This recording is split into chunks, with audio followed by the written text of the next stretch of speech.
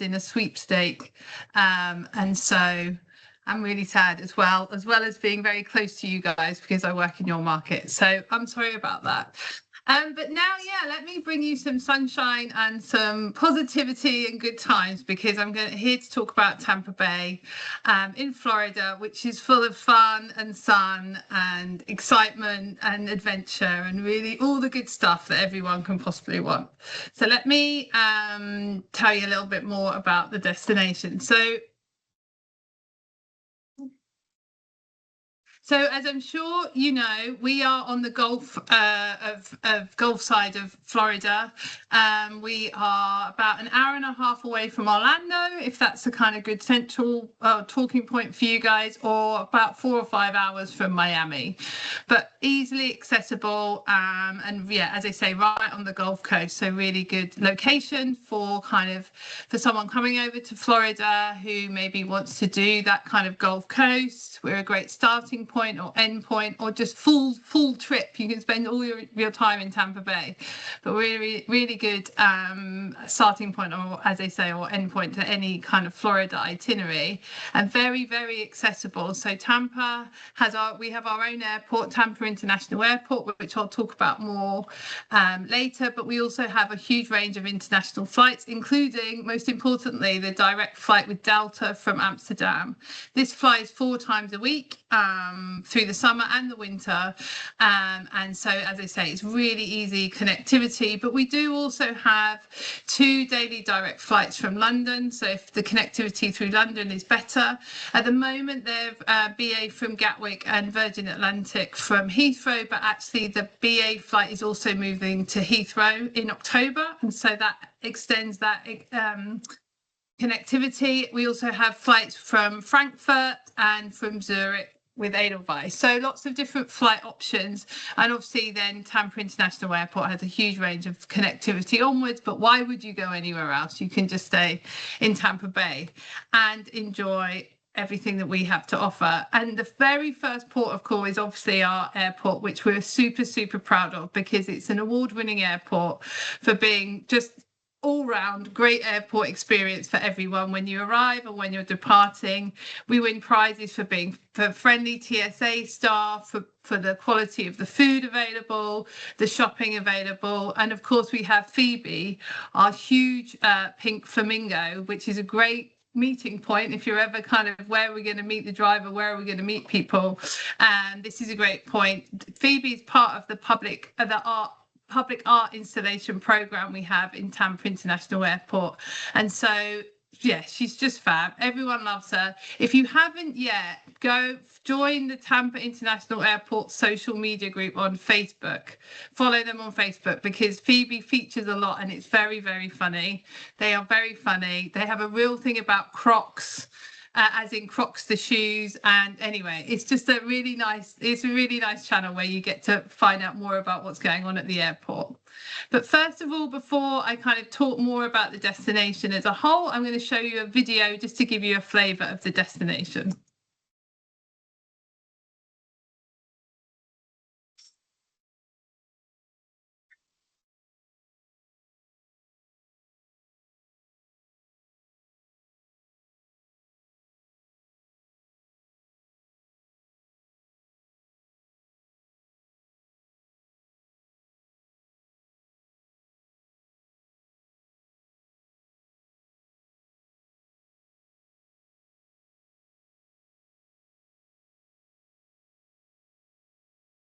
So I hope that video kind of it's a very short and sweet, but it gives you a bit of an idea of what Tampa Bay is all about. We're very different from a lot of other Florida destinations, or what you might traditionally think of as Florida. We're a really cool waterfront destination with loads going on, but all different types of traveler as well. So whether it's couples that are looking for that kind of more fine dining luxury experience, we have that.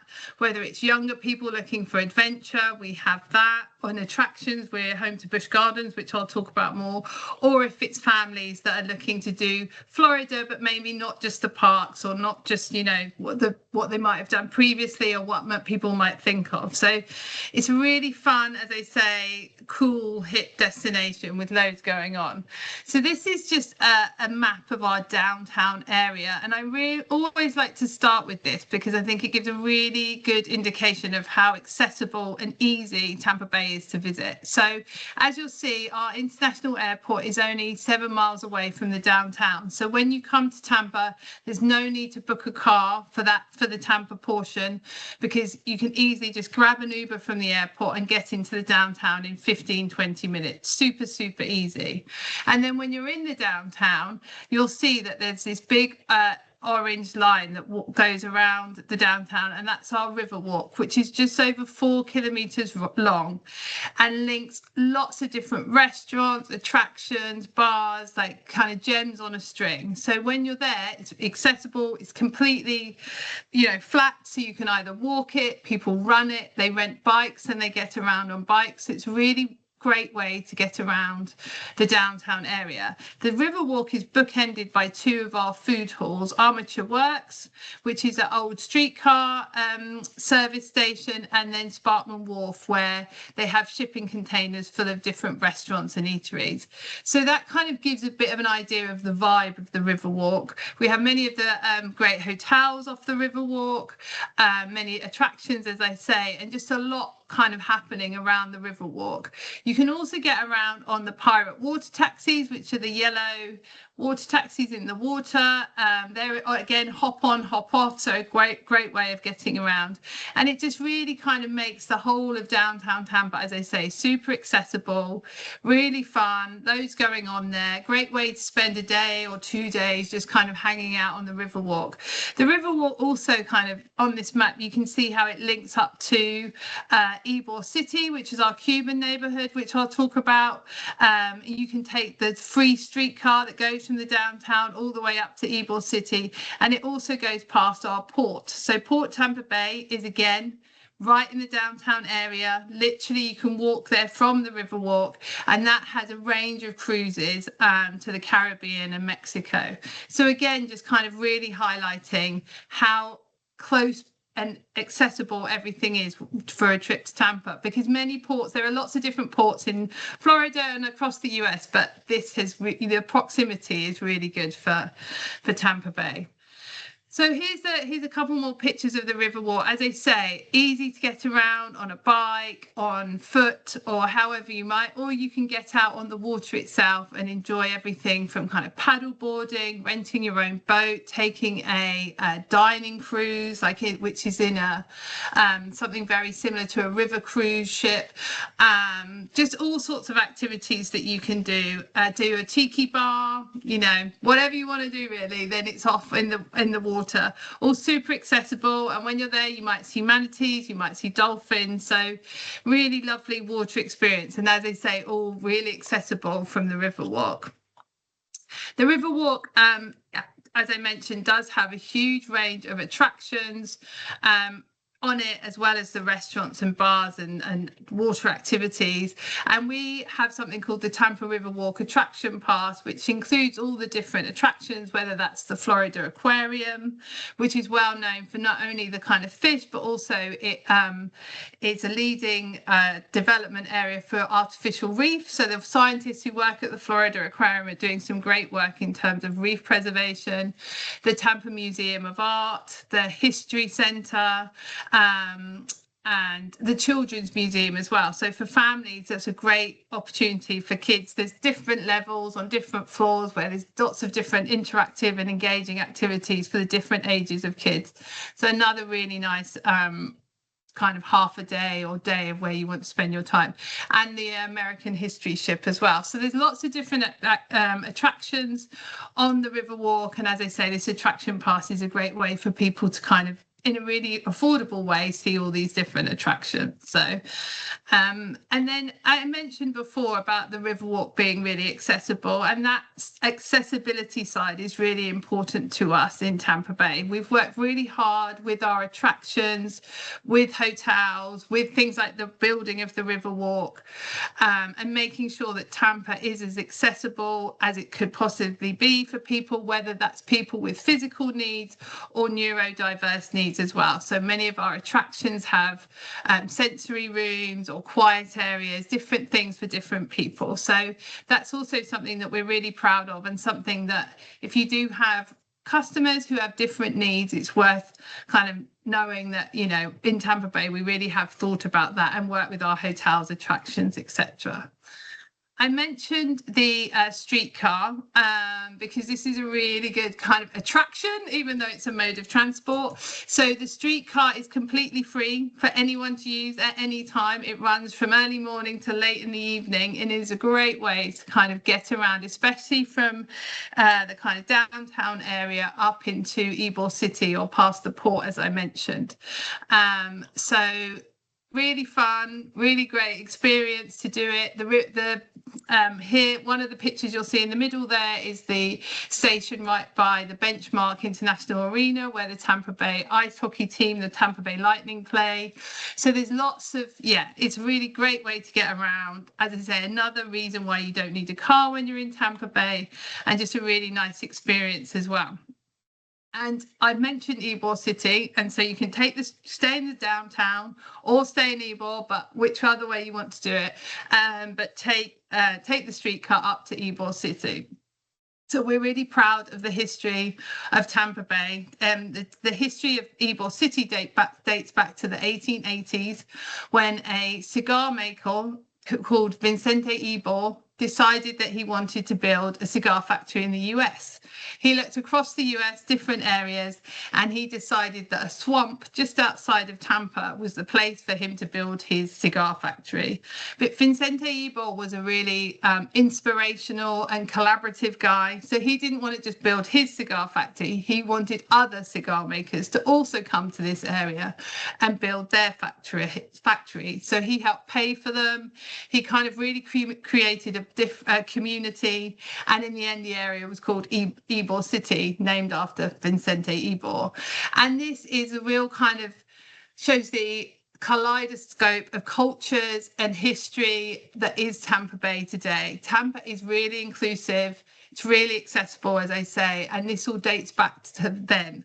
So in Ybor City, you'll find the Cuban club, Italian kind of areas. It was a real mix of Germans and Swiss and all different people that came over, moved over to Ybor to work in the cigar factories and just live their lives there. And obviously today still you have the children, grandchildren from these people that moved over. And as I say, that culture and that history is still very vibrant today across Tampa Bay. In Ybor, you can still visit J.C. Newman's cigar factory, which was one of the original factories. Still today, they hand roll cigars there. You can also see the machinery that they use, but this isn't up-to-date machinery. This is still really good mechanical machinery creating these cigars. You can learn how to roll a cigar there and do a tour and really learn the history of everything that the factory has to offer. When they were taking the factory from just being a factory to an area where you could do a tour, because they knew that people were so interested in the history of the Cuban cigar. They actually found for example, this is an example of the kind of why it's so good to visit. They found a secret staircase that went from the manager's office down to the bottom of the basement, and they think that was all to do when there was mafia around and people wanted to kind of come into the manager's office at the cigar factory, so it was a way for the manager to escape. But it's just stuff like that. There's really good stories in Ybor. A great way to discover more of these stories is by taking a walking tour or by visiting one of the many restaurants we have there. The Columbia restaurant is in Ybor City. There are other Columbia restaurants now around Florida, but this is the original one. It started as a small neighborhood bar and now takes up a whole corner block in Ybor City. It's the largest Spanish restaurant in the world, and just it deals with thousands of covers every day. So a really great place to come and learn more about the history of Ybor. And it's also a great place to grab a Cuban sandwich. So Tampa Bay is very proud of our Cuban sandwich history. I know that there are other destinations that claim the Cuban sandwich, but it's actually from Tampa. And you can see that because the different layers of the sandwiches represent the different meats and cheeses and pickles that come from all the different communities that moved over to Tampa Bay. And it was the story that I like around the Cuban sandwich is that it was made with all the different ingredients from all the different cultures so that people would have it at their workstations and stay working instead of kind of going home for lunch and not coming back in the afternoon. You'll also see a picture of a chicken or a rooster. And that is because in Ybor City, chickens and roosters are protected by law. So there's a whole load of chickens and roosters that roam the neighborhood, and they are protected. You can't go anywhere near them. You can't touch them. You can't, they are there. They are some of the original citizens of Ybor City. And still today, yeah, they have a very good life there. I mentioned before cruising from Tampa Bay, and I know that, cruising isn't for everyone, but if you do have any customers that are looking for a cruise and stay, then this could be a good option for you. To be truthful, we don't have the really big, huge ships coming in to Port Tampa Bay because of a bridge. We have a bridge and they just can't go under the bridge. But we do have a wide range of cruises from, as you'll see, a lot of different cruise lines offering, as I say, kind of Caribbean and Mexican itineraries. And I think where the real bonus is, as I say, is its proximity to downtown Tampa, to the airport. So if people are looking for kind of that cruise and stay option, they can very much fly in, have a couple of days in Tampa, and then get on a cruise without it being another long drive or any distance at all. So that's something I think worth thinking about.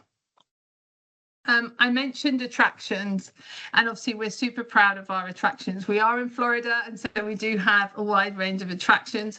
Busch Gardens is probably the most well-known, and it is in Tampa. It's probably about a 15-minute drive from downtown Tampa. So again, very safe, easy to get an Uber out there. There's so many Ubers around, it's super easy. So if you want roller coasters or kind of festivals and events, or just there's great stuff for little kids as well, and then they do have the animals as well, so a real kind of wildlife protection area. So if there is someone looking for some roller coasters but maybe not full-on roller coasters every single day, then Busch Gardens is a great option. Although when I've taken my children there, they do just want to go there every single day because they love it. But yeah, and then we also have the Glacier Children's Museum, as I mentioned, and then Zoo Tampa at Lowry Park. This is a tremendous facility, and recently opened was the Manatee Rehabilitation Center. I think everyone loves the manatee, and the manatees here, they're kind of rehabilitated, rescued, because quite often they can get hit by boats or in the water, unfortunately, because they move so slowly. And so this is a great place where they come, rehabilitate them, and then get them back out into the wild. If attractions are important to your customer, then it's worth noting that we do have the Tampa Bay City Pass, which, as you can see, includes a wide range of attractions, and it again is a really economical, good value way for people to explore the different attractions that we have in Tampa Bay. So that's just something worth noting as well. But it isn't all just attractions and kind of downtown. If people want that kind of mixture of the outdoor adventures, then we also have those on offer, whether that's on the water, as I mentioned, kind of hiring your own boat, kayaking or paddle boarding or whatever it might be, or riding a bike on the Riverwalk, or going out to Hillsborough State Park where we have some class 3 rapids, we have camping, we have a whole range of activities and adventures to be had, and also Alfire River State Park where there's mountain biking available as well. So lots of different opportunities there. I think there was just a question. Hold on. Yeah. So we do have a question coming in, and this is perfect, guys. If you have any questions as Becky is telling something, just put them in the chat. You don't have to wait till the end. Ilona and Wilco from the Travel Club, they're wondering how many days would you advise to stay in Tampa Bay when you are making a road trip through Florida? Oh, brilliant. I would say if you arrive kind of day one, because you arrive late in the afternoon, then you probably want 2 or 3 full days after that. In total, so 3 or 4 nights in Tampa before departing off, just so that you can do the Riverwalk, you can go to Ybor, you can do kind of any of the outdoor attractions, or go off to one of the parks or something, just to make sure you've really seen everything in the destination. Right. Something else worth noting in Tampa Bay, and something that we're really super proud of, is our arts kind of scene as well. So we have over 300 different street art installations or murals across the destination, and that's always changing. There's always more being added, updated. And so that it's really great when you go to loads of the different neighborhoods, you'll find different murals. In the Ybor City slide, you might have seen a Ybor mural, and we have them across the destinations. As I say, we have a range of different neighborhoods, from Ybor to the downtown High Park Village, which is a more kind of high-end neighborhood, Soho, just lots of different neighborhoods, and in all of them we have different murals and public art installations for you to be able to see. There is on the visitTampaBay.com website, there's more information about the murals and a kind of walking tour that you can do, but definitely it's worth kind of noting if you've got someone that is maybe looking for something a little bit different, it's another good reason to visit Tampa. Sports is obviously huge for us. We have a range of different sports teams. So I mentioned already the Tampa Bay Lightning, the NHL team. We have the Tampa Bay Rays, which is the Major League Baseball team, the Buccaneers, which are the NFL, who play at the Raymond James Stadium, which is just outside of the downtown area. And then football-wise, we have the Rowdies, the men's team, and then the Tampa Bay Sun, which is the professional women's football team as well, and they actually play right in the downtown. So absolutely, when you're visiting or you're sending a client, if they want to visit a sports team, then tickets are available. You can buy them. They're not, it's not impossible to get tickets to the different sports. So that's something worth noting as well, because we have a range of sport available, really high quality. And then we can get some more fans for life at the Tampa Bay Lightning, for example. I'm going to talk about the Pirates, because we have a range of festivals and events all the time across Tampa, but one of the major ones is the Gasparilla Pirate Festival, which happens every year in January. There's actually 2. So the first one is the Children's Festival, and then the second one is the more grown-up, shall we say, festival, and it has a range. The Gasparilla Festival, the adult one, has between 300 to 500,000 people coming into Tampa dressed as pirates to celebrate the folklore of when Jose Gaspar came and stole the keys of the city from the mayor of Tampa. I say folklore because is it true? I don't know, but people like to celebrate it anyway. It's really good fun.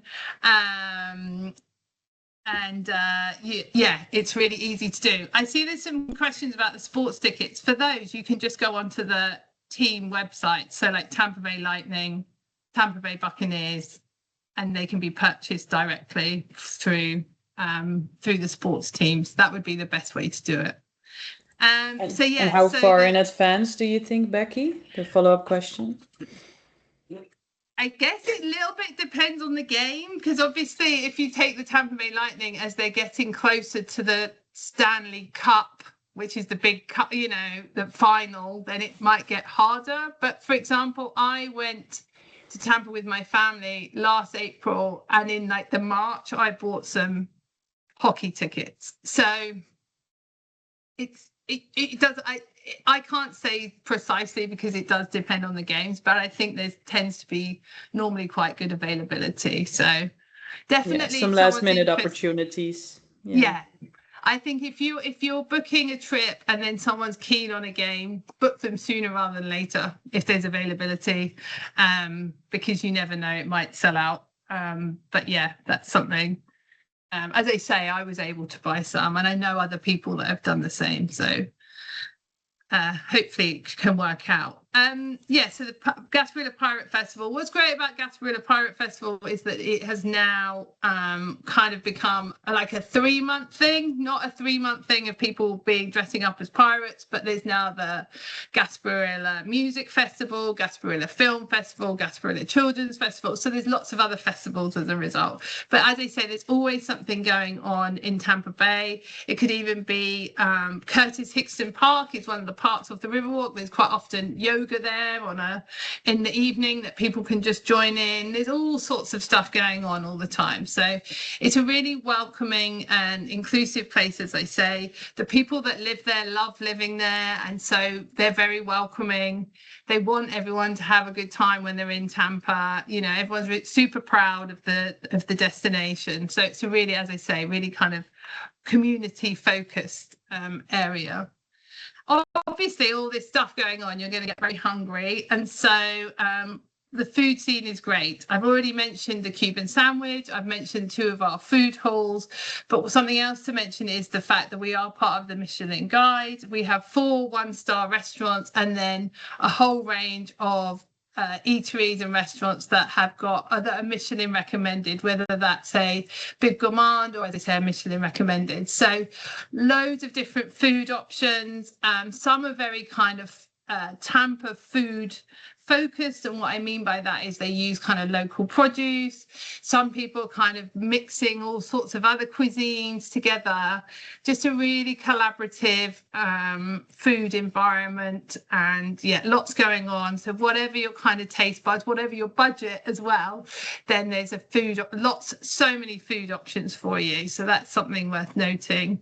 But absolutely, if you do have customers that are looking for more that kind of higher end stay, so the more luxury, then absolutely we have that in Tampa with the Michelin restaurants, and then also with hotels. So we have and it's not even on here, but we have the 5-star Tampa Edition, the JW Marriott, the Marriott Water Street, all very centrally located in Channelside, which is another one of our neighborhoods right off the Riverwalk, but then a whole range of other hotels as well. The Epicurean, which is very foodie focused, for example, the Pally House, which is much more of a boutique hotel, Hotel Floor, which is one of our recently renovated hotels. And actually we've had a whole load of hotel renovations going on recently from the Tampa Airport Marriott, the Grand Hyatt, and the Westin, for example. So all of the hotels are really of a high standard.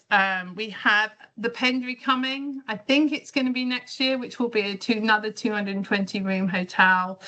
And then in Ybor City, we already have Hotel Haya, which is a boutique hotel, but there are 2 more boutique, smaller hotels coming as well. So accommodation wise, loads going on. Roost Tampa, for example, is more of a kind of apartment hotel. There's Homes to Suites by Hilton, which has just recently opened as well. So lots of different options for your customers in terms of what kind of hotel or accommodation they're looking for. And that, I think, is it for me. So we do have this great program, the Tampa Bay Specialists, which I'd love for you all to take a look at and to do the course if you can. What's great is about this is it isn't kind of stuck it gets constantly updated, and it also has itinerary ideas and just all sorts of interesting, hopefully for you, useful information. And so that's something great for you to kind of take a look at and have a look. Here are my details, and so please do contact me, take my details, and if there's anything ever that I can do for you, let me know. I can send you information, I can send you stuff, whatever you might need, then please do let me know. And it's really great to have time to tell you all about Tampa Bay today, and I hope it's made you feel a little bit better after the football last night. I know for a fact that it made me feel a little bit better, so you got me. I appreciate I will that. actually like to thank you, Becky, for your presentation, and I would like to ask to everyone who attended, if they have any questions, simply put them in the chat. And while we wait for any questions to come in, I have some small updates, fun things that are happening with Visit USA, because at the end of September, so September 23rd and 24th, is our Visit USA Roadshow. And Becky is going to be there too. Tampa Bay is represented. So if you want to meet Becky in person, if you have any more questions, if you just cannot get enough of Tampa Bay, then this is your moment to definitely be there. We will be following up with the recording of this webinar, and I will also be including a link where you can register for the roadshow if you've not received our invitation via another way. In the meantime, I see Bianca who's asking, she missed the amount of days that were needed to visit Tampa Bay. Can you share again what you were saying then, Becky? I would say 3 or 4 days, because if you fly in, then the first day is you don't arrive until late in the afternoon. So you probably want 3 days after that. So 3 or 4 nights in total in Tampa before you go off. And if you must leave, you can go off and explore the rest of Florida. I actually had a question too, because you were talking about that Cuban sandwich, and Yes. what would be like the best local place to get the actual one? So the Colombia is good, and then there's a range of different places that do it, but the Colombia is kind of the famous one, I guess, in terms of where to go. And they also have a salad called the 1905 salad, which is from when the restaurant launched. And you should definitely get the sangria when you're there as well. So it's really good. You really get the vibe of the place because it's huge. The Columbia restaurant is so big now, but as I say, it started as just a neighborhood bar and has just grown and grown and grown. And it's family owned. It's been owned by the Gonsmark family all the way through, since it first opened. And they now own a load of other restaurants in the area as well. But so there's a really nice story to the Columbia as well. Yeah, for sure. I think we should do a taste test at some point. Exactly. I'm in. I'm just checking. I don't see any other questions yet. However, please let us know if you do. We'll just wait for a little while. Anything else you want to share, Becky? No, I would, thank you for your time. And I hope, there's so much of Florida, I know, with people, or so much of the USA, but absolutely, please think of us. And with the direct flights, I think, from Amsterdam, then, as I say, we're a great kind of point to land and a very welcoming and inclusive place to land as well. So it'd be great to see as many people out there as we can, or your customers, whatever it might be. And I mean, everything is relatively close. It's drivable in Florida, so it's easy to include Tampa Bay on a road trip when you're there. Exactly. Just to switch things up a little bit. Exactly, right. I see one person is typing, so let's patiently wait.